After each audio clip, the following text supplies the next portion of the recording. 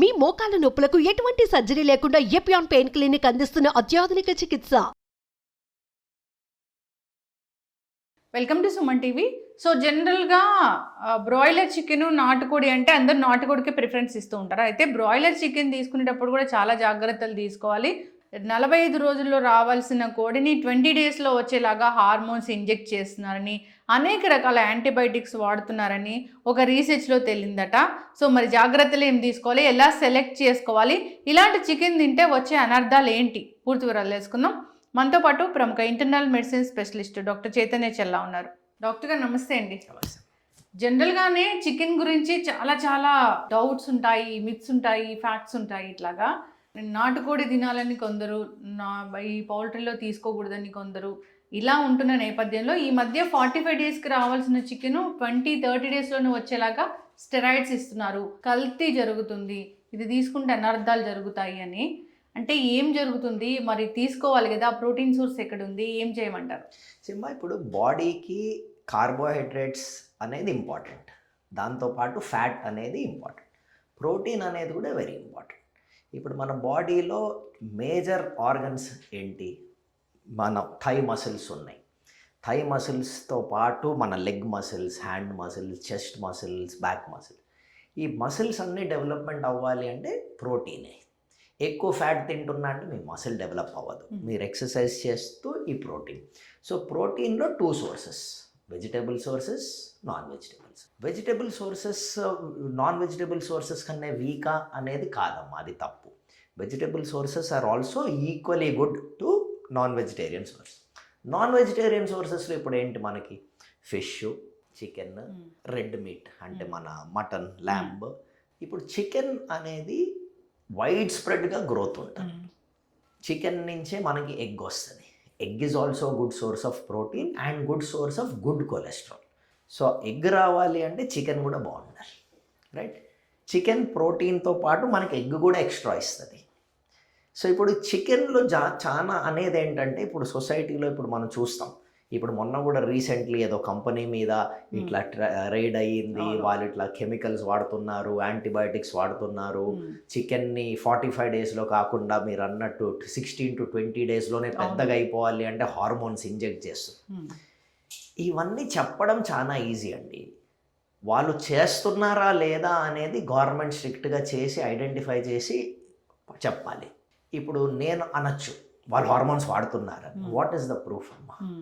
But chicken 45 days size అయ్యేది 20 రోజుల్లో అవుతుంది అంటే మీరు నేను జనాలు కూడా ఆలోచించాలి కదా, అది ఎలాగవుతుంది? ఇప్పుడు ఇప్పుడే పుట్టింది 2 monthsలో ఈ సైజ్కి వస్తుంది అంటే 15 రోజుల్లో ఆ సైజ్కి వస్తుందంటే సంథింగ్ ఈజ్ రాంగ్ కదా. So what can those things be wrong అనేది మనం ఆలోచించాలి. ఎందుకంటే అది మనం తింటున్నాం. యాంటీబయాటిక్స్ వాడుతున్నారా, గ్రోత్ హార్మోన్స్ వాడుతున్నారా అనేదే కదా లాజిక్ క్వశ్చన్. ఫుడ్ ఒక లెవెల్ కన్నా ఎక్కువ మీరు ఫోర్స్ ఫీడింగ్ చేయలేరు కదమ్మా. ఉండే హెన్ ఇంత, దానికి ఎంత మీరు తినిపించగలుగుతారు? సో లాజికల్ ఎక్స్ప్లెనేషన్ ఏంటి? అది ఎక్కువ తింటుందా? అది మోస్ట్ లైక్లీ కాదు కదా. హార్మోన్స్ ఏమైనా ఎక్కిస్తున్నారా, గ్రోత్ హార్మోన్స్ ఎక్కిస్తున్నారా? గ్రోత్ హార్మోన్స్ అనేది చీప్ కాదమ్మా, బట్ జెనరిక్ గ్రోత్ హార్మోన్స్ దొరికిపోవచ్చు. Same thing happens in other animals farming also. So జనరల్గా మనము చదివేది ఇంటర్నెట్లో ఏంటి, వీళ్ళు ఇస్తున్నారు అని నేను అనలేను. జనరల్గా యాంటీబయాటిక్స్ ఇప్పుడు ఎందుకు అంటే, ఇప్పుడు ఫ్లూ వచ్చిందనుకోండి, యానిమల్ ఫ్లూ, మొత్తం ఉన్న 10,000, 20,000, 1,00,000 పౌల్ట్రీని చంపేస్తారు. ఎందుకు? స్ప్రెడ్. ఆ స్ప్రెడ్ అవ్వద్దు అంటే ఏం వాడాలి?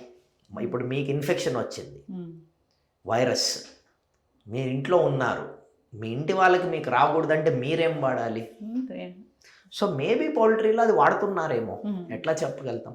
పౌల్ట్రీలో antibiotics are used to protect the bird అమ్మా. బట్ మీ ప్రకారం do you think people will be checking each bird, దానికే ఇన్ఫెక్షన్ ఉంది, దీనికే ఎక్కిస్తా, పక్క దానికి ఎక్కిను అని మీ ప్రకారం మీరేమనుకుంటారు? లేదు, అన్నిటికీ ఇస్తారు. So some antibiotics can be misused. Misuse అవుతుందా అనేది నేను చెప్పలేనమ్మా, but high chance of misuse. బ్రతకాలి కదా, వాటర్లో వేయడము, ఫుడ్లో వేయడము. సరే దాంతో బర్డ్ బతికింది, వెరీ గుడ్. కానీ ఆ బర్డ్ యూరిన్ చేస్తుంది, ఆ బర్డ్ మోషన్ చేస్తుంది, అది సాయిల్లోకి వెళ్తుంది, సాయిల్ అబ్జార్బ్ అవుతుంది, అది వెళ్ళి గ్రౌండ్ వాటర్లోకి వెళ్తుంది, ఆ గ్రౌండ్ వాటర్ని మీరు నేను ఫిల్టర్ చేసుకొని తాగుతున్నాం. సో ఈ ప్రాబ్లం తోటి ఏంటి అంటే మనకి ఆ యాంటీబయాటిక్ రెసిస్టెన్స్ వస్తుంది. ఎందుకంటే యాంటీబయాటిక్ ఇన్ఫెక్షన్కి మనం వాడాలి. అవును. కానీ అన్ఫార్చునేట్గా గ్రౌండ్ వాటర్లోకి దాని యూరిన్ శాంపిల్స్ నుంచి వెళ్ళిపోయి యూరిన్ పోసి ఆ నేల తడిసి తడిసి తడిసి డీప్కి వెళ్ళి వెళ్ళి వెళ్ళి గ్రౌండ్ వాటర్లోనే కలవాలి కదమ్మా. ఆ గ్రౌండ్ వాటర్నే కదా మనం బాయిల్, కానీ ఆ గ్రౌండ్ వాటర్లోనూ యాంటీబయాటిక్ రెసిస్టెన్స్ వచ్చింది కదా. సేమ్ థింగ్ హార్మోన్స్ కూడా వచ్చేస్తాయి కదా. అది మీరు నేను తాగేది, మన పిల్లలకి అది పెట్టేది. సో ఇట్లా యాంటీబయాటిక్ రెసిస్టెన్స్ హ్యూమన్స్కి కూడా వస్తుంది బికాజ్ ఆఫ్ యూజింగ్ దేర్. మనం వాడితే కాదు, మనం వాడితే కూడా రావచ్చమ్మా, ఇట్లా కూడా రావచ్చు. 2 రకాలు. యాంటీబయాటిక్ రెసిస్టెన్స్ అంటే ఏంటి? ఈ యాంటీబయాటిక్ నాకు పనిచేసేది ఇప్పుడు పనిచేయట్లేదు, అట్లా అన్నీ రెసిస్టెంట్ అయిపోతే నేను 60 అయినప్పుడు నాకు యాంటీబయాటిక్స్ ఏమీ ఉండవు. సో యాంటీబయాటిక్ రెసిస్టెన్స్తో మనం చచ్చిపోతాం. అంటే ఏ యాంటీబయాటిక్ పనిచేయదు. మీరే చూసుంటారు ఎంతోమంది మీ ఫ్యామిలీలో యూరిన్ టెస్ట్ చేసి అన్ని రెసిస్టెంట్ ఉన్నాయి, ఏ మందు వాడాలి? సో ఈ పౌల్ట్రీలో వాళ్ళు అట్లా అబ్యూస్ చేస్తున్నారు అని అనుకుంటే ఇది ప్రాబ్లం రావచ్చు. ఈ చికెన్ తింటే కూడా వస్తుంది. ఇంకోటమ్మా, ఈ చికెన్, ఇప్పుడు మీరు చికెన్లో యూరిన్నే గ్రౌండ్లోకి వెళ్ళి మనకి రెసిస్టెన్స్ వస్తుందంటే ఆ చికెన్ని తింటే రాదా? 100% వస్తుంది. దానికి ఏ బర్డ్ మీరు జనరల్గా ఏ బర్డ్ మీకు ఎగ్గిస్తుందమ్మా? మేలా ఫీమేలా? ఫీమేల్. సో ఫీమేల్ హార్మోన్సే కదా మీరు ఎక్కిచ్చేది, మేల్ హార్మోన్ అయితే ఎక్కిరు. ఫీమేల్ హార్మోన్స్ ఎక్కియడం ఎక్కువ ఉండొచ్చు. అట్లా ఉన్నప్పుడు బర్డ్ ఫాస్ట్గా పెరుగుతుందేమో దానివల్ల, దాన్ని మనం తింటున్నాం. సో నేను మేల్, నాలో ఫీమేల్ హార్మోన్స్ ఉండకూడదు కదా. హార్మోనల్ ఇంబ్యాలెన్స్ మొగోలలో అవుతుంది. Female can become also, hormone అనేది ఒక lower level, upper level, average. ఎక్కువ ఉండటం కూడా ప్రాబ్లమే కదమ్మా. So this is hormones. Hormone imbalance అయినప్పుడు your body itself will change composition. అన్ని ప్రాబ్లమ్స్ అలా మొదలయ్యే ఛాన్స్. మరి ఒక రేంజ్ వరకు కుక్ చేస్తే ఈ యాంటీబయాటిక్స్ రావు, ఈ హార్మోన్స్ రావు, ఇలా చెప్తున్నారు. కుకింగ్ అనేది మీరు మీట్ని కుక్ చేస్తున్నారు, దాంట్లో అట్లా ఇప్పుడు ఒక విధంగా చెప్పడం చాలా ఈజీ అండి. అందరు ఇది చేస్తే అది రాదు, అది చేస్తే ఇది రాదు. మరి జనాలకి హార్మోనల్ ఇంబ్యాలెన్స్ ఎందుకు వస్తుందమ్మా? 90 degrees పెడితే మేల్ హార్మోన్ కాలిపోతుంది, ఫీమేల్ ఉంటుంది, ఇవి అన్నీ చెప్తారండి. మన ఇండియాలో ఏంటంటే వాట్సాప్లో ఏదైనా ఇన్ఫర్మేషన్ వచ్చిందనుకోండి, దాన్ని ఫస్ట్ చదివే ముందు family groups, cousins groups, friends group, my home group, apartment గ్రూప్లో 100 మందికి గ్రూపులకి పంపించిన తర్వాత కూడా చదవరేమో అమ్మ. ఫస్ట్ ఇవన్నీ వాట్సాప్ వల్ల ఈ ప్రాబ్లమ్స్. సగం మంది ఫార్వర్డ్ చేస్తామే, ఎందుకంటే వాళ్ళ ఫోన్లో వచ్చిందంటే అది కరెక్టే, దాని మీద రీసెర్చ్ ఉండదు, ఏముండదు. ఎన్నోసార్లు నేను ఫార్వర్డ్ చేసి ఉంటానండి, అందుకని విత్ ఎక్స్పీరియన్స్ చెప్తున్నా. సో ఫస్ట్ జనాలు దాన్ని చదివి ఇది కరెక్టేనా కాదా కొంచెం మన బ్రెయిన్ దాని మీద అప్లై చేసి కొంచెం వ్యాలిడిటీ చేసి చేయాలి. చికెన్ తింటే ఇప్పుడు కాల్ చేసాం కదా, హార్మోన్లు పోయినంటే ప్రోటీన్ కూడా పోవాలి, న్యూట్రియంట్స్ కూడా పోవాలి, అవి పోవు కదా. సో టు టెల్, ఇప్పుడు డిఫరెంట్ పీపుల్ డిఫరెంట్ రకాలుగా చెప్తారమ్మా. But hormone once it is entered a body, it is in your body. Yes. An infection has entered your body, it is there till treated. Antibiotic resistance వచ్చింది అంటే ఇంకా ఆ antibiotic మీకు పని చేయదు. So ఇది మనము జాగ్రత్తగా ఉండటం బెటర్. జాగ్రత్తగా ఉండాలి అంటే ఫస్ట్ అమ్మ, government regulation should be strict. Antibiotic use, hormone use if it is happening, ఈ పౌల్ట్రీ ఫార్మ్స్లో అవుతుంది అనుకుంటే ఫస్ట్ దాన్ని వాళ్ళు జాగ్రత్త పడి చేయాలి. ఇప్పుడు దెర్ ఆర్ బిగ్ ఫార్మ్స్ అమ్మా, అంత పెద్ద పెద్ద ఇండస్ట్రీస్ జనరల్గా ఇవన్నీ చెయ్యరండి. దే విల్ ప్రిఫర్, పేరు చెడిపోవటం అనేది వాళ్ళ ప్రిఫరెన్స్ ఉండదమ్మా, వాళ్ళకు ఉండేదే వాళ్ళ పేరు, వాళ్ళ వృత్తే అది. సో అన్నీ అమ్మ, ప్రతి ప్రొఫెషన్లో చెడు ఉంటుంది, అట్లా ఉందని అందరు చెడు అని అనుకుంటాం తప్పు కదా. So there are good farms, chicken farms, good egg poultry farms, all good. అట్లనే కొన్ని బ్యాడ్ కూడా ఉండొచ్చు, అన్నీ చేస్తున్నారు అని మనం అనలేము. లాస్ట్ టైం కూడా మనం ఒకటి విన్నాము, ఒక కంపెనీకి చెందిన ఎగ్స్లో చాలా యాంటీబయాటిక్స్ ఉన్నాయి. అవునమ్మా, అది ఒక రీసెర్చ్ ఎవరో సమ్ ఇండివిజువల్ యూట్యూబ్ పర్సన్ పెట్టి చేసి ఐడెంటిఫై చేశారు. దాని తర్వాత వాళ్ళు ఫర్దర్ చెక్ చేసినప్పుడు అవన్నీ లేవు అని కూడా ఆ కంపెనీ వాళ్ళు క్లెయిమ్ చేశారు. అదేదో చెప్పారు, నైట్రోఫ్యూరాన్, నైట్రోఇమిడిజోల్ అలాంటివి. ఆ పేర్లు వినడమే. ఇదేంటంటే అమ్మా, ఈ హార్మోన్స్, కెమికల్ స్ప్రే కూడా ఉంటుంది కదమ్మా. ఇప్పుడు అంతెందుకమ్మా, పౌల్ట్రీ గురించి ఎందుకు, humans are the only people అమ్మా, తినే ఫ్రూట్ మీద పెస్టిసైడ్ వేసి ఆ ఫ్రూట్ని మనం తింటాం. Humans only people who use pesticide to kill microorganisms, but you are okay by eating the pesticide. Only people in this world. అంటే మీరు రావు కదా, అంటే మనం అది దేన్నో చంపేదాన్ని మనం తింటాము అంటే ఎట్లా అమ్మా? అందుకని ఆర్గానిక్. కానీ ఆర్గానిక్ తోటి ఏంటి, it takes time, it's expensive. ఎందుకు ఎక్స్పెన్సివ్? కెమికల్స్ వాడరు, చీప్ అవ్వాలిగా. కానీ ఇన్ఫెక్షన్ వల్ల చెట్లు చెడిపోతుంటాయి. ఎందుకు ఆ ఇన్ఫెక్షన్ వచ్చింది ఫస్ట్ ప్లేస్లో ఆలోచించాలి. మనం ఈ పెస్టిసైడ్లు వాడడం వల్లే. ఫస్ట్ అసలు అర్థం చేస్తున్నాం, మనం పెస్టిసైడ్ తీసుకెళ్ళి దేన్నో చంపడానికి వేసి ఆ ఫ్రూట్నే పట్టుకుని తింటున్నాం అట్లా.